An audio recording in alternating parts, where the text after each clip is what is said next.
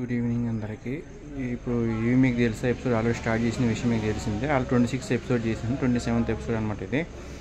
HIV virus, human immuno virus, HIV తర్వాత ఎయిడ్స్కి మారుద్ది అనమాట అది.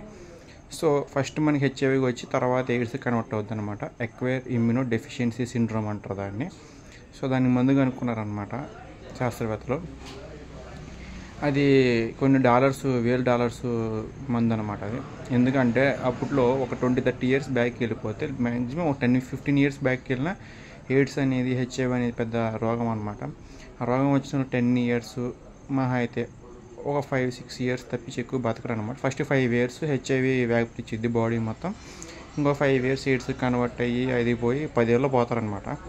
అలా లైఫ్ స్పీడ్ 10 ఏళ్ళు ఎయిడ్స్ వస్తే అది మనకు తెలిసిందే, వేరే యానిమల్స్ అట్లా చేయడం వల్ల వచ్చింది. సో దాన్ని మందుగా అనుకున్నారు, చాలా సంతోషం.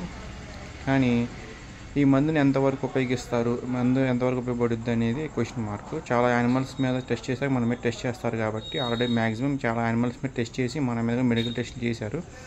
సో దాని దెబ్బకి హెచ్ఐవి అండ్ ఎయిడ్స్ ఇన్ఫెక్షన్ తగ్గుతున్నట్టు సూచనలు అయితే కనిపించినాయి.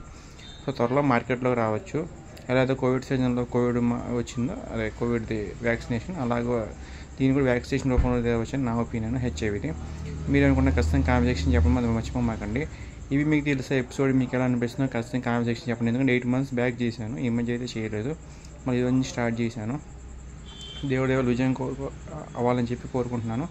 ఇవి మీకు తెలిసేలా మరిన్ని విషయాలు తెలుసుకోవడానికి మా ఛానల్ సపోర్ట్ చేస్తుండండి, షేర్ చేయండి, సబ్స్క్రైబ్ చేయండి.